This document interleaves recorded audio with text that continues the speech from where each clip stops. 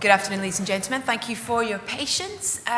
Please welcome to the stage the cast and filmmakers of The Lone Ranger. Let's start with Jerry Bruckheimer, Harry Treadaway, Ruth Wilson, Mr. Johnny Depp, Armie Hammer, Tom Wilkinson, and Gore Verbinski.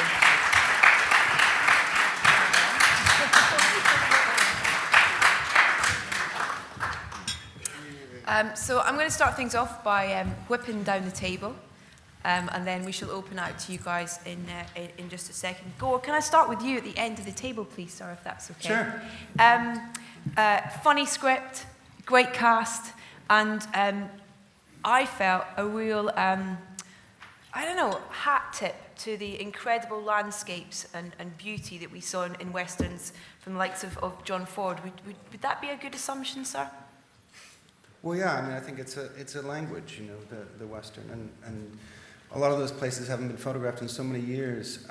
It was just nice to kind of run right at it and to go there. And the people in Monument Valley and Canyon de Chelly and these places were just really nice.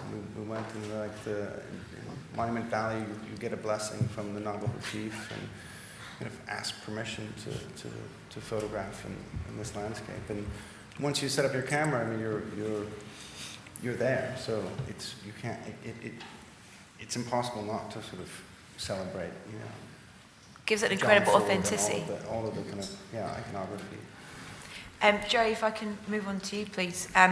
One of the biggest producers in Hollywood in the world, Pirates franchise, to name but a few. Audiences in the States absolutely love this film, even though results maybe aren't as you expected. How do you feel about that, but also with the opportunity of international audiences for the film?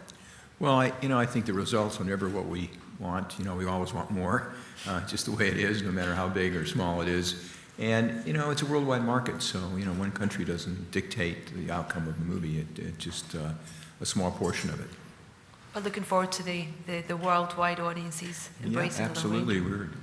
That's why we're here. We're very excited about being in Europe, and just got in from Berlin and Tokyo, and thrilled to be in London again. We love it here. I'm going to flip back over there, Tom. What a great character to get your teeth into in terms of the layers that he has as a character. Did you embrace that? Did you have fun with it? Oh, yes. I mean, when I was sent the script, you immediately... But, if by then, the end of reading it for the first time, you sort of know how to do it, then you're going to do it, and that's what I felt about this. There was something that was all of a piece, something I sort of understood, and something, I was flattered to ask to be in it, and at the same time, I'm a big fan of Westerns, so I thought, well, do it. That's the thing.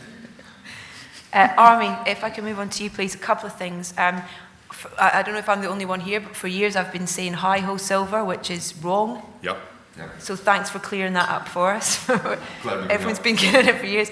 And also, I believe you may well be taking on a Godfather role in the next couple of days, taking on your great-grandfather's royal connection from the past, possibly. Oh, yeah. In fact, right after this, we're going directly to the hospital. Armie's great-grandfather was William's godfather, so there's a little royal connection and times for today as well.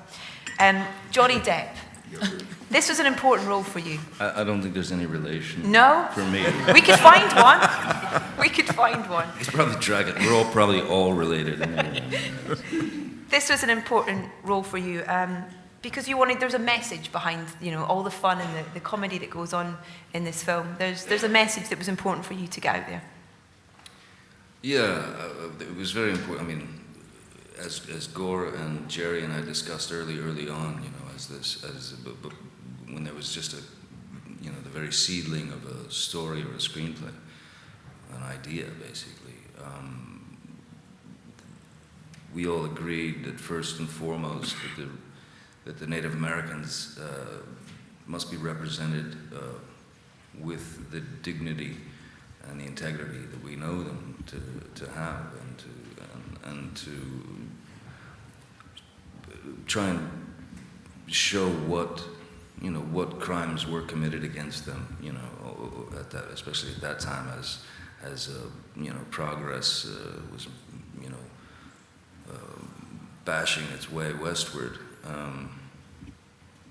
It was important to also take the way that the Native Americans have been portrayed in cinema for however long cinema's been around, to take that idea of them, the cliche of them as savages, and flip that on its head. Thank you. Rebecca, she's a great character. I imagine you had a lot of fun with that. Did you draw inspiration from anywhere or anyone to kind of... Not really. I hadn't watched. There were lots of, obviously, sort of stereotypical lady in the West is sometimes damsel in distress,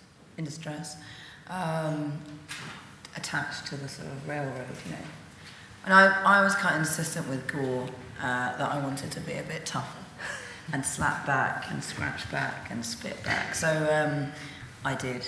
So I don't know. I've seen lots of westerns, but I sort of made her my own as well. Inspiration from, but yeah. And Harry, Frank, he's a bit of a character, isn't he? Yeah, he's a bit of a one. How do you describe him? Because I kind of find it impossible, to be honest. A clown Is that the point? A clown with an ice pick. And I He likes believe, to wear a bonnet on his but I believe you're taking the William Tell overture a step further as well. I believe so. That a group called Future Cuts have done some remix of William Tell Overture, which I heard on the carpet last night. Sounded pretty good. Great. Talking about that, I like it. Right, we're going to head over to this young gentleman in the front row who's from Film Club, who's going to ask our first question. Finn, who's your question for? Go ahead, sir. Johnny. Hi, how are you? I really enjoyed your imaginative and creative roles, especially Tonto. Thank you. How much do you personalise and shape your character after reading the script? Let's see, how much of a person... I mean, when you, at least when I read a screenplay, somewhere within the first 10 pages, something hits you, something grabs you, and you know that somehow you're invested, and then what happens to me is that character, as I read through the script, I start to get kind of images of things, Edward Scissorhands, one of the strongest influences on the character was a dog that I had when I was a kid, so it could be anything like that, in terms of inspiration.